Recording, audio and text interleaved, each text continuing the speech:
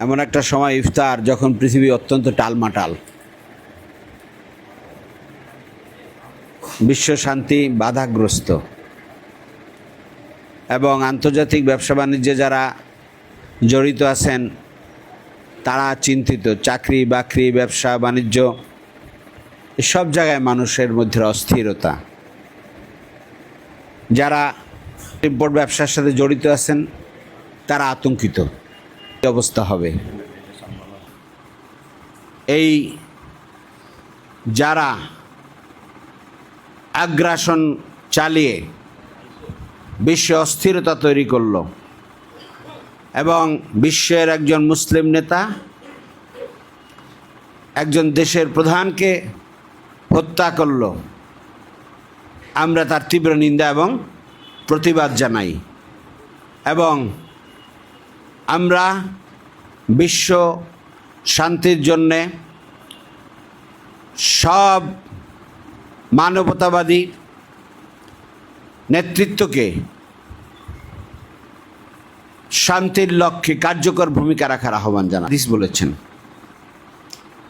সেটা হচ্ছে এমন একটি সময় আসবে তখন সানা থেকে হাজারামাউত পর্যন্ত মানে 1000-1500 কিলোমিটার দূর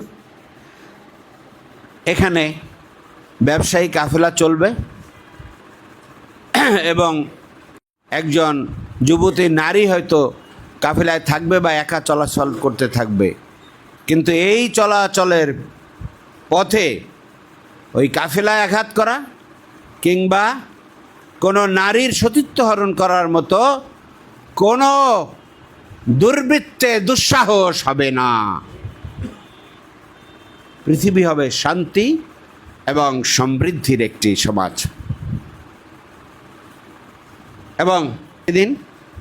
এবং তার পরবর্তীতে 1000 বছরের মুসলিম শাসনে যেখানে সত্যিকার অর্থে কার্যকর শাসন ব্যবস্থা ছিল সেখানে শান্তি এবং সমৃদ্ধি তৈরি হয়েছে, ন্যায় ইনসাফ কায়েম হয়েছে, মানুষের অর্থনৈতিক সমৃদ্ধি হয়েছে, ব্যবসা বাণিজ্য লেনদেন এই সমস্ত ক্ষেত্রে বিপুল পরিমাণ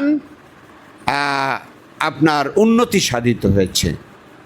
পৃথিবীর জ্ঞান বিজ্ঞানে বিপুল সমৃদ্ধ হয়েছে। বাগদাদ, তারপরে সিরিয়ার এই সমস্ত জায়গাগুলো, এই সমস্ত জায়গায় মুসলিম উন্নতির এমন স্বর্ণ শিখরে উন্নীত হয়েছিল যখন ইউরোপের সৃষ্টি হয় নাই। ইউরোপ তো অষ্টাদশ শতাব্দী বা সপ্তদশ শতাব্দী অর্থাৎ 1700 বা 1800 সালের পরে তাদের উত্থান, কিন্তু তার আগেই জ্ঞান বিজ্ঞান, ব্যবসা বাণিজ্য, প্রযুক্তিগত উন্নতি, তারপরে সামগ্রিকভাবে শান্তি এবং সমৃদ্ধির একটি সুখের সমাজ পৃথিবীতে তৈরি হয়েছিল।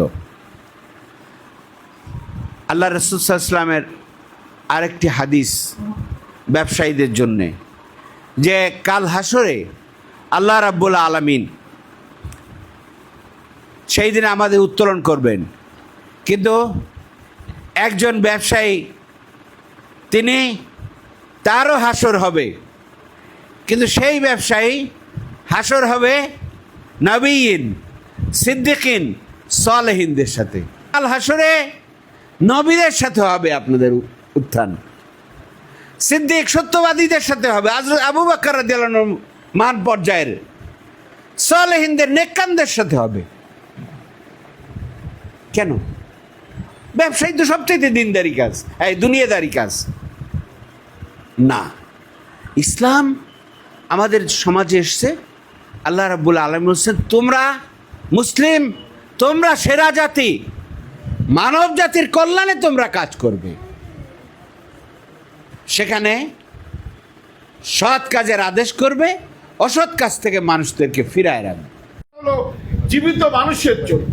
এই জন্য মানুষ মারা গেলে বা কোনো বিপদে পড়লে আমরা দোয়া করি, ইন্না লিল্লাহি, আমরা আল্লাহর জন্য, ওয়া ইন্না ইলাইহি রাজিউন। ছোট একটা বাক্য, আল্লাহ অনেক বড় মেসেজ। তুমি বলো আমি আল্লাহর জন্য, এরকম মৃত্যু আমাকে বরণ করতে হবে, ওয়া ইন্না ইলাইহি রাজিউন, আমাকে আবার ফিরে যেতে হবে আল্লাহর কাছে। সেই ফিরে যাওয়া এবং আমি আল্লাহর জন্য কতটুকু সময়, শুধু কি রোজার মাস, শুধু কি 5 ওয়াক্ত মসজিদে, শুধু কি টাকা থাকলে হজে গিয়া, শুধু কি পয়সা থাকলে জাকাত দিয়েই আমি আল্লাহর জন্য, বাকি সময়টা আমি কার জন্য? আমার তো 24 ঘন্টা সময়, আমার নামাজ পড়তে তো 24 ঘন্টা লাগে না, আমার রোজা 24 ঘন্টা না, তাহলে বাকি সময়টা আমি কার জন্য? গোটা সময় যদি আমরা আল্লাহর হুকুম, এই কোরআন এই জন্যই নাজিল করা হয়েছে, 24 ঘন্টা আমাদের সমস্ত কর্মকাণ্ডে কোরআন থাকবে, তাহলেই আমরা 24 ঘন্টা আল্লাহর জন্য হতে পারব। আপনারা ব্যবসা বাণিজ্য করেন, এই ব্যবসা বাণিজ্য যদি আল্লাহর হুকুমকে মেনে নৈতিকতা, সততা, দক্ষতাকে পরিচয় দিয়ে ব্যবসা করতে পারেন, আপনি একজন সফল ব্যবসায়ী হবেন। তেমন আল্লাহর কাছে দুনিয়ায় যা যা পাবেন, আখিরাতেও যা যা পাবেন। এই রমজান মাসে আপনারা যারা ব্যবসা বাণিজ্য করেন, আপনার সম্পদের একটা দায়িত্ব হলো জাকাত আদায় করা। এই সম্পদের জন্য বেশি কথা বলার সুযোগ নেই। এই জাকাত আমরা অনেক সময় বিভিন্নভাবে আদায় করি। জাকাতটা মনে হয় যেন আমার কাছে আরেকজনের একটা অনুকম্পার জিনিস। আমাদের পরিবার পরিজন, আত্মীয় স্বজন, এদেরকে এমনভাবে দেওয়া হয় আমাদের সমাজে যে আমি তার প্রতি অনুকম্পা করলাম। জাকাত তো আমার দায়িত্ব আরেকজনের কাছে পৌঁছে দিয়ে আসা, যে জাকাত পাওয়ার উপযুক্ত তার কাছে পৌঁছে দিয়ে আসা, এবং এই জাকাত দেওয়ার মাধ্যমে কোনোদিন আমার মনে এই রিয়া সৃষ্টি না হয়, এবার তোরে তো জাকাত দিয়ে পালছি আজীবন। সেজন্য জাকাতটা রাষ্ট্রীয় নিজামে আদায় করতে হয়, আমাদের রাষ্ট্রে যে সিস্টেম নাই। জামাত ইসলামী এই ব্যবস্থাটাকে এমনভাবে গ্রহণ করেছে, মাসারিফুল জাকাত 8টি খাত, এই 8 খাতে জামাত ইসলামী জাকাত কালেকশন করে সেই অর্থ সঠিকভাবে মানুষের দুঃখ দুর্দশার যেখানে যেরকম প্রয়োজন হয় সেইখানে তাদের মাঝে পৌঁছে দেওয়ার চেষ্টা করে। এই রমজান মাস, কোরআনের মাসে আসুন, আপনাদের জাকাতের একটি বড় অংশ জামাত ইসলামের এই ফান্ডে দিয়ে কি করি আমরা গত বছর আপনাদেরকে অনেককে ডেকেছিলাম, এবার আমরা সুযোগ করতে পারি না, সময় পাইনি। তাদের জীবনের গুনাহগাতা মাফ করে তাদেরকে জান্নাতুল ফিরদাউস নসিব করে দিন। রব্বুল আলামিন বিশ্বজয় অসংখ্য রব্বুল আলামিন সঙ্গে ঐক্যবদ্ধ হইতে পারে সেই তৌফিক দিয়ে দিন। রব্বাস সামিউল আলিম وتب علينا إنك أنت التواب الرحيم محمد وآله وصحبه أجمعين وجعل آخر كلمة من الموت لا إله إلا الله محمد رسول